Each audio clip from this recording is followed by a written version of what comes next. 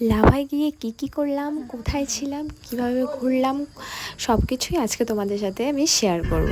So চলো start করা যাক। হে হাই এভরিওয়ান, ওয়েলকাম ব্যাক। আমি সাধারণত সবসময় তো ব্লগ দিতে পারি না, কারণ সময়ও হয়ে ওঠে না। তাই কোনো স্পেশাল কোথাও ঘুরতে যাওয়া বা কোনো স্পেশাল কারণ ছাড়া ব্লগ মানে পসিবল হয়ে ওঠে না। সো সমস্ত কিছু রেডি করে আমরা সবাই রেডি হয়ে বেরিয়ে পড়লাম লাভার উদ্দেশ্যে। এবার দেখো চারপাশের পরিবেশটা কত সুন্দর, এখান থেকে জাস্ট ভিউটা দেখো, অসাধারণ অসাধারণ।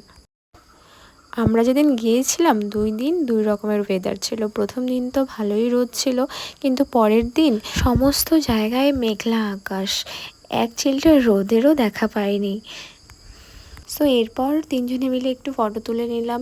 লাভায় যাবো আর ফটো তুলবো না, রিলস করবো না, তা কি হয়? আমাদের আলিপুর থেকে লাভায় যেতে প্রায় 6 থেকে 6.5 ঘন্টা লেগেছিল, যার জন্য আমরা সবাই প্রচণ্ড ক্লান্ত ছিলাম।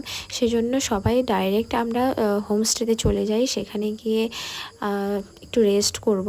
দেখো যাওয়ার সময় এই ভিউটা। সো যাওয়ার পথে রাস্তায় এই মেঘগুলি দেখে নিজেকে আর গাড়িতে আটকে রাখতে পারলাম না। সো সবাই নেমে এসলাম এই মেঘগুলিকে আরও কাছ থেকে অনুভব করার জন্য।